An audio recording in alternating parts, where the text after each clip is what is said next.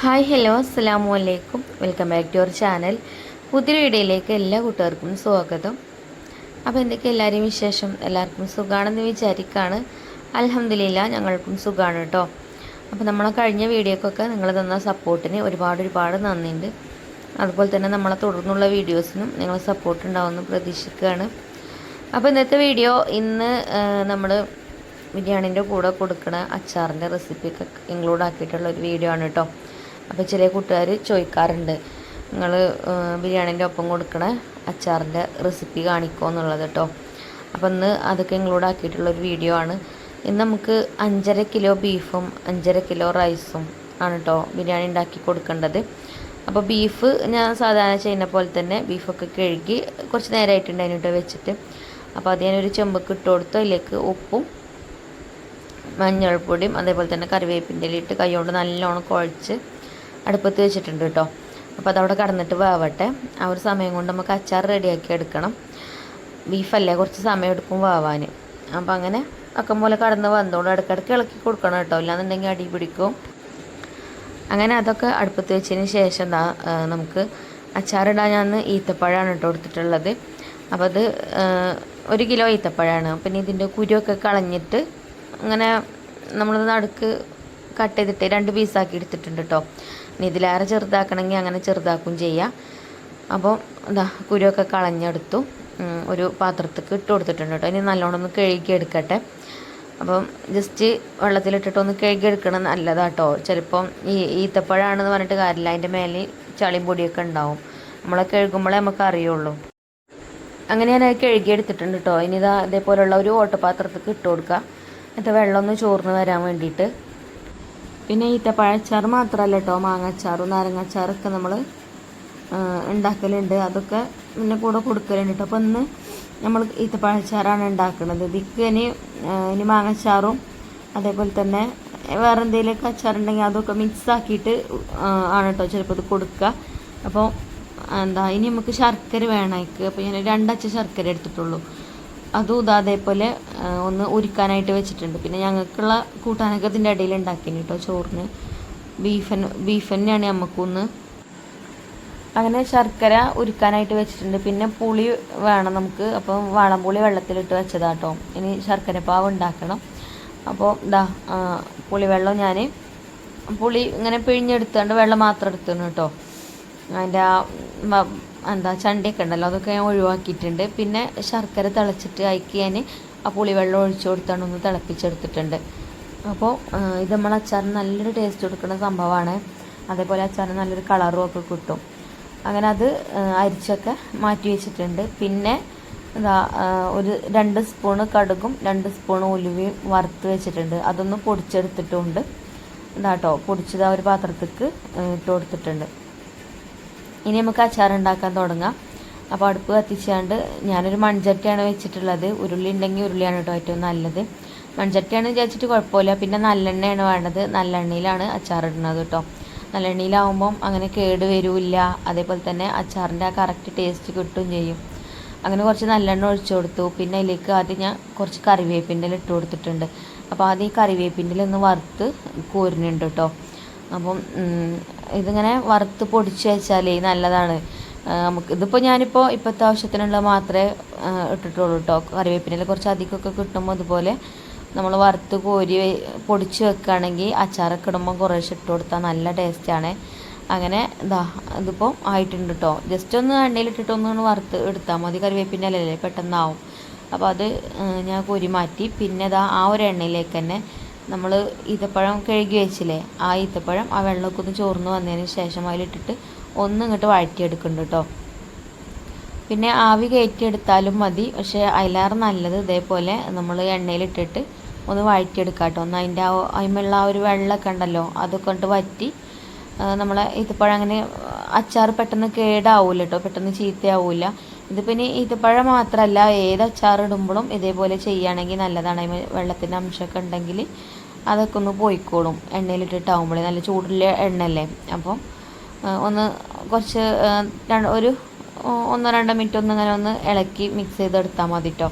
അങ്ങനെ നമ്മളെ ഈത്തപ്പഴം ഞാൻ ആ എണ്ണയിലിട്ടിട്ട് എടുത്തിട്ടുണ്ട്. അപ്പോൾ അത് ഇതാ കോരി മാറ്റുന്നുണ്ട് കേട്ടോ. ഫ്ലെയിം കുറച്ച് കൂടുതലേനി, നമ്മൾ അടുപ്പത്തല്ലേ.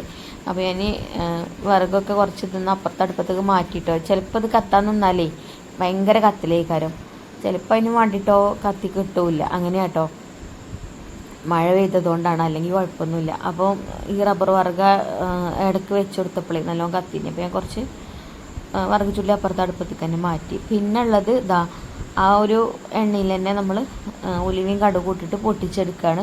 കുറേശ്ശെ ഇട്ട് കൊടുത്താൽ മതിയിട്ട്, ഒരുപാടൊന്നും വേണ്ട. അതേപോലെ ഉലുവയും കടുകും നല്ലോണം പൊട്ടി വരണം. അതും അച്ചാറിന് നല്ല ടേസ്റ്റ് കൊടുക്കുന്ന സംഭവമാണ്. പിന്നെ ഉലുവയും കടുകൊക്കെ നല്ലോണം ഒന്ന് പൊട്ടി വന്നതിന് ശേഷം ഇഞ്ചി വെളുത്തുള്ളിയും ക്രഷ് ചെയ്തിട്ടാണ് കേട്ടോ നമ്മൾ ചേർത്ത് കൊടുത്തത്. ഇഞ്ചി വെളുത്തുള്ളിയും പച്ചമുളകും മൂന്നും കൂടെ ക്രഷ് ചെയ്തിട്ടാണ് ചേർത്തത്. പിന്നെ ഇതിക്ക് കറിവേപ്പിൻ്റെ ഇട്ട് കൊടുത്തു. ഇനി ഇതും അതേപോലെ തന്നെ ഒന്നിങ്ങോട്ട് നല്ലോണം ഒന്ന് മൂപ്പിച്ചെടുക്കണം. നല്ലോണം കളർ മാറണ്ട, പക്ഷേ അതിലത്തെ വെള്ളമൊക്കെ ഒന്ന് വറ്റണം കേട്ടോ. ഇതും അതേപോലെ തന്നെ അച്ചാറിന് നല്ല ടേസ്റ്റ് കൊടുക്കുന്ന സംഭവമാണ്. ഒന്ന് അത്യാവശ്യം നല്ല മൂത്ത് വരുമ്പോഴേ നല്ല ഫ്ലേവർ ഉണ്ടാവും അച്ചാറിന്, ഈ ഇഞ്ചിൻ്റെയും വെളുത്തുള്ളിൻ്റെയും ഒക്കെ കേട്ടോ.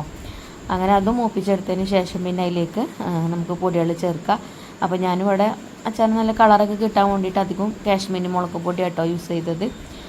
ഇനി നിങ്ങൾക്കും ഈ കളറ് അച്ചാറിന് വേണമെന്നുണ്ടെങ്കിൽ കാശ്മീരി മുളക് പൊടി ചേർക്കുക, അല്ലെങ്കിൽ എരിവുള്ള മുളക് പൊടി കുറച്ച് ചേർത്ത് കൊടുക്കുക. ഞാൻ എരിവുള്ളത് ചേർത്തിട്ടില്ല. അപ്പം ഈ ഒരു അച്ചാർ എരിവും പുളിയും ഒക്കെ മധുരവും ഒക്കെ കൂടെ ചേർന്നിട്ടുള്ളൊരു അച്ചാറാണ് കേട്ടോ. അതിനൊരു നുള്ളു മഞ്ഞൾപ്പൊടിയും കൂടെ ഇട്ട് കൊടുത്തിട്ടുണ്ടായിരുന്നു. പിന്നെ അതൊന്ന് എണ്ണയിലിട്ടൊന്ന് അങ്ങോട്ട് മൂപ്പിച്ചെടുത്തതിന് ശേഷം നമ്മൾ ശർക്കര പാവ് ഉണ്ടാക്കി വെച്ചിരുന്നല്ലോ, അത് ഇതിലേക്ക് ഒഴിച്ചു കൊടുക്കുക കേട്ടോ. ശർക്കരയും പുളിയും തിളപ്പിച്ച് വെച്ചില്ലേ, അങ്ങനെ അതും ഇതിലേക്ക് ഒഴിച്ചു കൊടുക്കുക. ഇനി കായ കേട്ടോ. അച്ചാറിന് എല്ലാവർക്കും അറിയാലോ, കായ ഇട്ട് കൊടുത്താൽ ഏറെ ടേസ്റ്റാണ്. അപ്പം ഒന്നും മറക്കരുത്, കായ ഇട്ട് കൊടുക്കണം.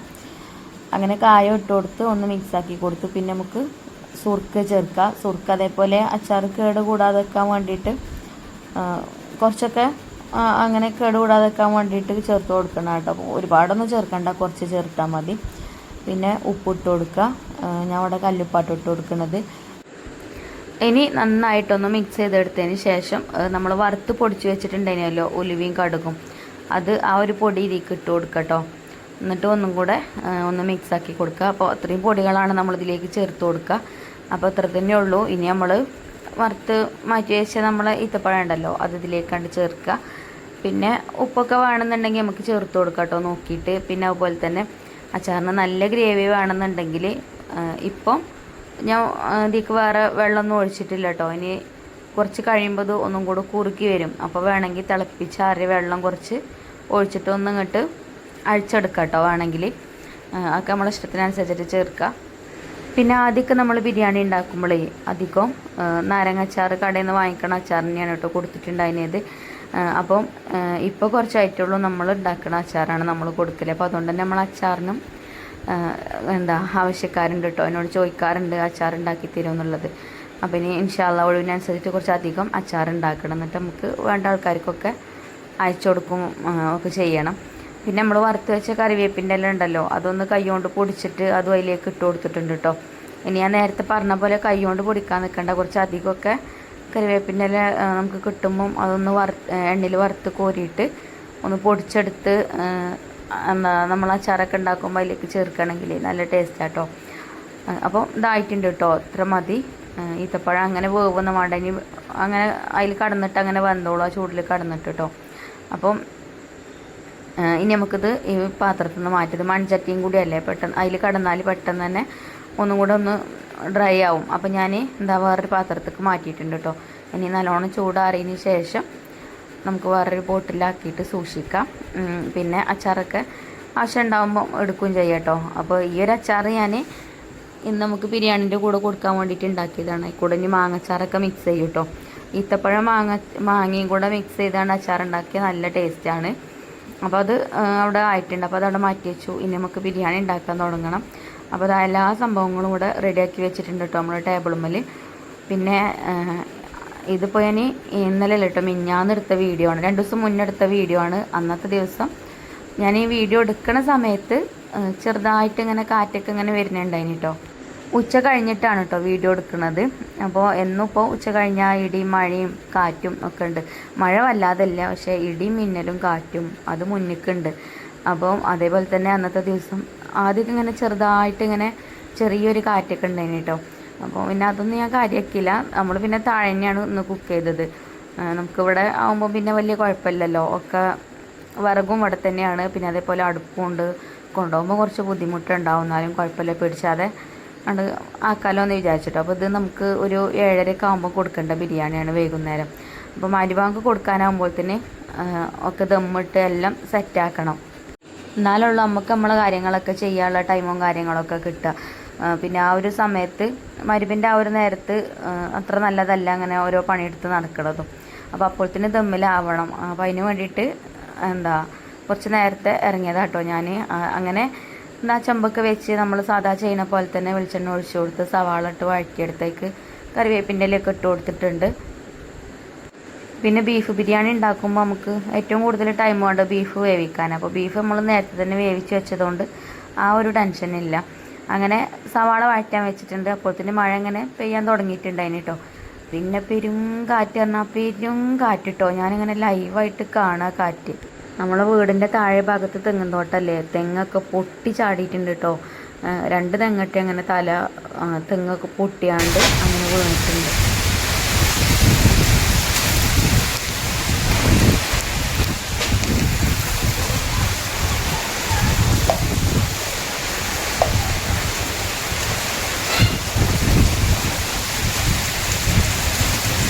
അപ്പോൾ ആ കാറ്റിന് ഇങ്ങോട്ട് പാറിയിട്ടേ നമ്മൾ നിൽക്കുന്നിടത്ത് കൂടെ ഒക്കെ എന്തൊക്കെയോ പാറി വരുന്നുണ്ടായിന് കേട്ടോ. അപ്പുറത്തെ തൊടിയിൽ പുളി പൂത്തിട്ടുണ്ടായിന്. ആ പുളിൻ്റെ പൂവും ഒക്കെ ഇങ്ങോട്ട് പാറി വരുന്നുണ്ടായിന്. അപ്പോൾ ഞാൻ വേഗം അടുപ്പത്തുള്ള ചെമ്പ് വേഗം അടച്ചു വെച്ച് കൊടുത്തുട്ടോ.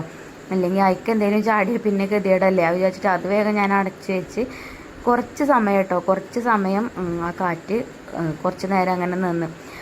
അപ്പം ശരിക്ക് പറഞ്ഞാൽ പേടിച്ചു പോയിട്ടോ. കുട്ടികളൊക്കെ പേടിച്ചാണ്. എല്ലാവരും പിന്നെ അകത്താക്കി. ഞാൻ പിന്നെ ഇത് കുക്ക് ചെയ്യാൻ വേണ്ടിയിട്ട് ഇവിടെ പുറത്ത് നിൽക്കുകയല്ലേ. പിന്നെ ഇടി ഉണ്ടായിനും. ഏതായാലും വലിയ കുഴപ്പമൊന്നും ഉണ്ടായില്ല. കുറച്ച് നേരം അങ്ങനെ കാറ്റ് വീശിയാണ്ട് ആ മഴനെ കാറ്റ് കൊണ്ടുപോവുകയും ചെയ്തിട്ടോ. പിന്നെ മഴ വല്ലാതെ പെയ്തിട്ടൊന്നുമില്ല, ചെറുതായിട്ട്. അപ്പോൾ ആ ഒരു കാറ്റിൻ്റെ കൂടെയുള്ള ആ ഒരു മഴ മാത്രമേ ഉണ്ടായിട്ടുള്ളൂ. പിന്നെ മഴയൊന്നും പെയ്തിട്ടില്ല. പിന്നെ നമ്മൾ നിൽക്കുന്നിടത്ത് അങ്ങനെ മരങ്ങളൊന്നും ചാഞ്ഞ് നിൽക്കണമെന്നില്ല. ഉണ്ടെങ്കിൽ ഞാൻ വേഗം കൂടി അകത്ത് കയറും കേട്ടോ. ചിലപ്പം പെരമക്കൂടെയൊക്കെ മരം വീഴുകയൊക്കെ ചെയ്താൽ അങ്ങനെയൊക്കെ ഉണ്ടല്ലോ നമുക്ക് നോക്കാൻ. അതേപോലെ ഇടിയും മിന്നലും അതും പേടിയാണ്. മഴ പിന്നെ പെയ്തോട്ടെ, മഴ പെയ്ത് വിചാരിച്ചിട്ട് കുഴപ്പമില്ല. പക്ഷേ ഇടിയും മിന്നലും കാറ്റുമൊക്കെ നല്ല പേടി കേട്ടോ. എന്നാലും എനിക്ക് കുറേ പേടിക്ക് ആക്കണ്ട, വലിയ പേടി എന്ന് പറയാനില്ല. അതുകൊണ്ട് പിന്നെ അതിൻ്റെ ഇടയിൽ കൂടെ നമ്മൾ കുക്കിങ്ങൊക്കെ അങ്ങനെ നടന്നു. പിന്നെ ബിരിയാണീൻ്റെ മസാലയൊക്കെ സെറ്റായിട്ടോ. അപ്പോൾ നമ്മളെ ബീഫ് ബിരിയാണിക്ക് അല്ലെങ്കിലും ഫാൻസ് കൂടുതലാണ്. ഈ ബീഫ് ബിരിയാണി ഉണ്ടാക്കി കൊടുത്തിട്ട് നല്ല റിസൾട്ടാട്ടോ കിട്ടിയത്. അവർ പിന്നെയും പറഞ്ഞിട്ടുണ്ടായിനും നല്ല ടേസ്റ്റ് ഉണ്ടായിന്. അതേപോലെ കഴിച്ചവരൊക്കെ ആരാ ഫുഡ് ഉണ്ടാക്കിയെന്ന് ചോദിച്ചെന്ന് പറഞ്ഞിട്ട് കേട്ടോ. അപ്പം ഇനി ഞാൻ ഇന്നെ പുകഴ്ത്തി പറയല്ല കേട്ടോ. അപ്പോൾ അങ്ങനെ കേൾക്കുമ്പോൾ നമുക്കൊരു സന്തോഷമാണല്ലോ. നമ്മൾ ആ കൈകൊണ്ട് ഉണ്ടാക്കി കൊടുക്കുമ്പോൾ അത് നല്ല ടേസ്റ്റ് ഉണ്ടായിനി എന്ന് പറയുമ്പോൾ അതിനെക്കാട്ടിലും വലിയ സന്തോഷം നമുക്ക് എന്താ കിട്ടാല്ലേ. അങ്ങനെ എനിക്കൊരുപാട് സന്തോഷമായി. അപ്പോൾ ഞാൻ ഈ മസാലേൻ്റെ മേലെ വാഴൻ്റെ വെച്ച് കൊടുത്തിട്ടുണ്ട് കേട്ടോ. അത് വെച്ച് കൊടുത്ത് വിചാരിച്ചിട്ട് കുഴപ്പമൊന്നുമില്ല. വാഴൻ്റെ ഫ്ലേവർ അങ്ങനെ ബിരിയാണിക്ക് ഇറങ്ങും അങ്ങനെയൊന്നുമില്ല കേട്ടോ. അത് ജസ്റ്റ് മസാലയൊക്കെ നമ്മളവിടെയൊക്കെ ബിരിയാണി പൊട്ടിക്കുമ്പോൾ ചോറ് വേറെയും അതേപോലെ മസാല വേറെയും അങ്ങനെയാണ് കേട്ടോ എടുക്കൽ. അപ്പം അതുകൊണ്ടാണ് അങ്ങനെ ചെയ്യുന്നത്. അപ്പോൾ ആ മസാല ചോറ് സെപ്പറേറ്റ് ആയിട്ട് കിട്ടാൻ വേണ്ടിയിട്ടാണ് ആ വാഴൻ്റെ ഇല വെക്കുന്നത്. വാഴൻ്റെ ഇല വെച്ചാൽ ഒരിക്കത് പൊട്ടിക്കുമ്പോൾ ഈസി ആയിട്ട് തന്നെ ചോറ് വേറെയും മസാല വേറെ ആയിട്ട് കിട്ടും. അപ്പോൾ ആ ഒരു സൗകര്യത്തിന് വേണ്ടിയിട്ടാണ് കേട്ടോ അങ്ങനെ ചെയ്യുന്നത്. പിന്നെ ചില ആൾക്കാർ പറയും വാഴൻ്റെ ഇല വെച്ച് കൊടുക്കണ്ട, വാഴൻ്റെ ഇല ഇപ്പം എന്തിനാണ് വെക്കണത് അങ്ങനെ. എന്നാൽ എന്നോട് ഫുഡ് കൊടുക്കണവരെന്നെ ചില ആൾക്കാർ പറയും നിങ്ങൾ ഇല വെച്ചിട്ടില്ലേനില്ല എന്നത്തെ ബിരിയാണിയിൽ, ഇല വെച്ചാൽ മതി, ഇല വെച്ചാൽ നല്ല സുഖമാണ് ഇത് പൊട്ടിക്കണ സമയത്ത് എന്നുള്ളത്. അപ്പോൾ അതുകൊണ്ട് പിന്നെ ഞാൻ അങ്ങനെ വീണ്ടും അതേപോലെ ചെയ്യണതാണ് കേട്ടോ. പിന്നെ അരിയൊക്കെ ഇട്ട് കൊടുത്തതിൻ്റെ ഇടയിൽ അങ്ങനെ അരിയൊക്കെ പാകത്തെ വേവായപ്പോൾ ഞാൻ ഊറ്റിയിട്ട് കൊടുക്കുന്നുണ്ട്. അപ്പോൾ ഇന്ന് പിന്നെ ബാബു വന്നിട്ടില്ല കേട്ടോ. ബാബുവിന് കടയിൽ തിരക്കാണ്. അപ്പോൾ ബാബു ഇല്ല, ഞാനും കുട്ടികളും തന്നെ ഉള്ളൂ. പിന്നെ വലിയ ഇതൊന്നും ഇല്ലല്ലോ, രാത്രിയിലൊന്നുമല്ല പകൽ തന്നെയല്ലേ. അപ്പം വലിയ കുഴപ്പമൊന്നുമില്ല, ഞാൻ തന്നെ ഉണ്ടാക്കിയോണ്ടെന്ന് പറഞ്ഞു ചെയ്തിട്ടുണ്ടായിരുന്നു. അങ്ങനെ ഇതാ നെയ്യൊക്കെ ഞാൻ ഇട്ട് കൊടുക്കുന്നുണ്ട് കേട്ടോ. ആർക്കേജിൻ്റെ നെയ്യാണ് നമ്മളധികം ബിരിയാണിക്ക് ചേർക്കൽ. അതുകൊണ്ടൊക്കെ തന്നെ ആവും കേട്ടോ നമ്മൾ ബിരിയാണിക്ക് അത്രയ്ക്ക് ടേസ്റ്റ് ഫാൻസും കൂടുതൽ. അല്ലെങ്കിലും നമ്മൾ ഈ സൺഫ്ലവർ ഓയിലൊക്കെ ഒഴിച്ച് കൊടുക്കണ കാട്ടിലും നല്ലത് ആർക്കേജിൻ്റെ നെയ്യ് ഒഴിക്കണതാണ്. അപ്പോഴാണ് നല്ല ടേസ്റ്റും ഉണ്ടാവുക ബിരിയാണിക്ക് കേട്ടോ. അതേപോലെ ഡാൽഡ തീരെ യൂസ് ചെയ്യരുത്. ചില ആൾക്കാർ ഇപ്പോഴും ഡാൽഡ യൂസ് ചെയ്യണവരുണ്ട്. അതൊരു ഒട്ടലേക്കാര ചോറിന്. ആർക്കേജിൻ്റെ നെയ്യാവുമ്പോൾ അങ്ങനത്തെ പ്രശ്നമല്ല. നമ്മൾ പൈസ വാങ്ങിയാണ്ട് ഉണ്ടാക്കി കൊടുക്കണമല്ലേ, അപ്പോൾ അതിനനുസരിച്ചിട്ട് ഉണ്ടാക്കി കൊടുക്കുക. അങ്ങനെ ബിരിയാണിയൊക്കെ ദമ്മിലായിട്ട് അതിൻ്റെ മേലെ കനലൊക്കെ ഇട്ട് കൊടുത്ത് ചെറിയ 2 വെയിറ്റും വെച്ച് കൊടുത്താണ്. ബാവുണ്ടെങ്കിൽ വലിയ ഓരോ കല്ല് കയറ്റി വെക്കും കേട്ടോ. അതിൻ്റെ ഒന്നും ആവശ്യമില്ല. അങ്ങനെ ജസ്റ്റ് ഒന്നിങ്ങനെ അമർന്ന് കിടന്നാൽ മതി. അപ്പം ഞാൻ ചെറിയ കല്ലൊക്കെ തന്നെ വെച്ച് കൊടുത്തിട്ടുള്ളൂ. ഇനിയിപ്പോൾ നമുക്ക് കൊടുക്കാനുള്ള തൈരൊക്കെ റെഡിയാക്കി എടുക്കണം. അപ്പം അതിനുള്ള സവാളൊക്കെ നമ്മളിവിടെ മാറ്റി വെച്ചിട്ടുണ്ടായിന് കേട്ടോ. അപ്പം ഇനി അതൊക്കെ ഞാൻ കട്ട് ചെയ്ത് ഒരു പാത്രത്തേക്ക് മാറ്റുന്നുണ്ട്. ഇതൊക്കെ ബാബു ഇവിടെ ഉണ്ടെങ്കിൽ ബാബുവിൻ്റെ പണിയാണ് കേട്ടോ. തൈരൊക്കെ റെഡിയാക്കും. അപ്പം ഒരു വിനാക്കും പോലെ അങ്ങനെ സവാളയും തക്കാളിയും അതേപോലെ ക്യാരറ്റ് ഉണ്ടെങ്കിൽ ക്യാരറ്റ് ഇടും, കക്കരി ഉണ്ടെങ്കിൽ കക്കരി ഇടും, അതേപോലെ തക്കാളി ഇടും. അങ്ങനെയൊക്കെ വെട്ടി നുറുക്കി ചെറിയ ചെറിയ കഷ്ണങ്ങളാക്കിയിട്ടേ അങ്ങനെ ഇട്ട് കൊടുക്കും. അപ്പം ഞാൻ പിന്നെ കക്കരി നോക്കിയപ്പോൾ കക്കരി ഇല്ലേനും തക്കാളി ഇട്ട് കൊടുത്തു കേട്ടോ, ചെറുതാക്കി കട്ട് ചെയ്താണ്ട്. പിന്നെ അതുപോലെ പച്ചമുളകും പിന്നെ കറിവേപ്പിലയും ചെറുതാക്കി കട്ട് ചെയ്ത് അങ്ങനെ ഇട്ട് കൊടുത്തിട്ടുണ്ട്. അപ്പോൾ ഈ ഒരു ബിരിയാണി 40 പേർക്ക് കഴിക്കാം കേട്ടോ. 40 പേർക്ക് സുഖമായിട്ട് കഴിക്കാം. കുറച്ച് ബാക്കി ഉണ്ടേനെന്ന് പറഞ്ഞു ഒരു അത് രാത്രി ആയതുകൊണ്ടാണ് കേട്ടോ. പകലാകുമ്പം പിന്നെ ഉച്ചക്കൊക്കെ ആകുമ്പം അതിലേറെ വേണ്ടി വരും, അതിലേറെ അരി ഇടേണ്ടി വരും 40 ആൾക്ക്. നമ്മൾ 5 കിലോ കൊണ്ട് 30 ആൾക്ക് എന്നാണ് പറയുക. അതും ഒരു ബർക്കത്ത് തന്നെ കേട്ടോ. എന്നോട് എപ്പോഴും ഫുഡ് കൊണ്ടുപോകണവർ പറയലുണ്ട് ചോറ് തികയാതെ നിന്നിട്ടില്ല, ചോറ് കറക്റ്റ് ആണെന്ന് തന്നെ കേട്ടല്ലോ എല്ലാവരും പറയില്ല, അല്ലെങ്കിൽ കുറച്ച് ബാക്കിയാണ്, അല്ലാതെ തികയാതെ ഇതുവരെ ആരും ബിരിയാണി കൊണ്ടുപോയിട്ടും തികയാതെ നിന്നിട്ടില്ല. അതൊരു സമാധാനമാണ്. എനിക്ക് ഒരു ബേജാറാട്ടോ അത് കൊണ്ടുപോയി കഴിഞ്ഞാൽ. ഞാൻ ഒരു ചിലപ്പോൾ തിരക്കിൽ ആവും, അത് ഈ കാര്യം വിളിക്കാത്തത്. പിന്നെ ഒരു വിളിയൊന്നും കണ്ടിട്ടില്ലെങ്കിൽ എനിക്ക് ഭയങ്കര ടെൻഷനാണ്. എന്നിട്ട് പിന്നെ കുറച്ച് കഴിയുമ്പോഴത്തേന് ഞാൻ മെസ്സേജ് അയക്കൽ തുടങ്ങും. ഫുഡ് എങ്ങനെ ഉണ്ടേനി, അടി പിടിച്ചിനിയോ എന്താ ഏതാക്കെ ഇങ്ങനെ ചോദിച്ച് മെസ്സേജ് അയക്കൂട്ടോ. അപ്പോൾ ചില ആൾക്കാർ ഞാൻ മെസ്സേജ് അയക്കണില്ല ഇടയ്ക്ക് തന്നെ റിപ്ലൈ തരും ബിരിയാണിനെ കുറിച്ചിട്ടുള്ള കേട്ടോ. ഓരെന്നെ മെസ്സേജ് അയച്ച് പറയും നല്ല ടേസ്റ്റ് ഉണ്ടായിനി കേട്ടോ ബിരിയാണി, സൂപ്പർ ഇനിയും കുഴപ്പമൊന്നുമില്ല എന്നൊക്കെ പറയും. ചില ആൾക്കാരൊന്നും പറയൂല. അപ്പോൾ എനിക്ക് പേടിയാവും എന്താണാവോ പഠിച്ചോനെ അതിൻ്റെ അവസ്ഥ എന്ന്. അങ്ങനെ പിന്നെ ഞാൻ മെസ്സേജ് അയക്കുമ്പോൾ പിന്നെ ഒരു പറയാം നല്ല ബിരിയാണി തന്നെയും ഞാൻ തിരക്കായിട്ടാട്ടോ വിളിക്കാഞ്ഞെന്നൊക്കെ പറയും. അപ്പോൾ നമ്മൾ നേരത്തെ അച്ചാറിട്ട് വെച്ചിട്ടില്ലേനോ ഈത്തപ്പഴ അച്ചാർ, അത് അതിലേക്ക് ഞാൻ മാങ്ങച്ചാറും കൂടെ കൂട്ടിയിട്ടുണ്ടായിരുന്നു കേട്ടോ. മാങ്ങച്ചാർ ഞാൻ അവിടെ ഇട്ടത് ഉണ്ടായിരുന്നു, അതും ഈ ഈത്തപ്പഴ അച്ചാറും മിക്സ് ആക്കിയിട്ടാട്ടോ കൊടുത്തത്. അപ്പോൾ ഈ അച്ചാറും അതേപോലെ തന്നെ നല്ല ഇഷ്ടമായിട്ടുണ്ട് പറഞ്ഞിട്ടുണ്ടായിന്. അങ്ങനെ അച്ചാറൊക്കെ ഞാൻ പാത്രത്തിലാക്കിയിട്ടുണ്ട് കേട്ടോ. അങ്ങനെ മരുപ്പിൻ്റെ ബാങ്ക് കൊടുക്കാനായപ്പോഴത്തേനൊക്കെ സെറ്റാക്കി. പിന്നെ ബാങ്ക് കൊടുത്ത് 7:30 ആയിട്ടാണ് ഇത് കൊടുത്തയച്ചത് കേട്ടോ. അപ്പം പിന്നെ നമുക്ക് നമ്മളെ പണിക്ക് നിൽക്കും ചെയ്യാമല്ലോ. പിന്നെ അധികം പാത്രങ്ങളൊന്നും ഇല്ല കഴുകാൻ, പുറത്ത് കുക്കിംഗ് ആയതുകൊണ്ട്. അകത്ത് വലിയ കുഴപ്പമില്ല, പുറത്തുനിന്ന് തന്നെ ഒക്കെ കഴുകി അകത്തേക്ക് കയറ്റിയാൽ അകം അങ്ങനെ വൃത്തികേടാവില്ല. അതാണ് പുറത്ത് കുക്ക് ചെയ്താലുള്ളൊരു ഗുണം കേട്ടോ. ഇല്ലെങ്കിൽ പണിയൊക്കെ കഴിയുമ്പോഴത്തേനെ അടുക്കള ആകെ എരപ്പാവും, പിന്നെ അവിടെ ക്ലീൻ ചെയ്യാനും വേണം കുറേ ടൈം. അങ്ങനെ അതൊക്കെ റെഡിയായി ഫുഡൊക്കെ കൊടുത്തു, നല്ല റിവ്യൂ ഒക്കെ കിട്ടി, സന്തോഷം. ഇന്നത്തെ വീഡിയോ ഇത്ര തന്നെ ഉള്ളൂ. ഇൻഷാ അല്ലാഹ് നല്ല വീഡിയോ ആയിട്ട് നമുക്ക് നാളെ കാണാം.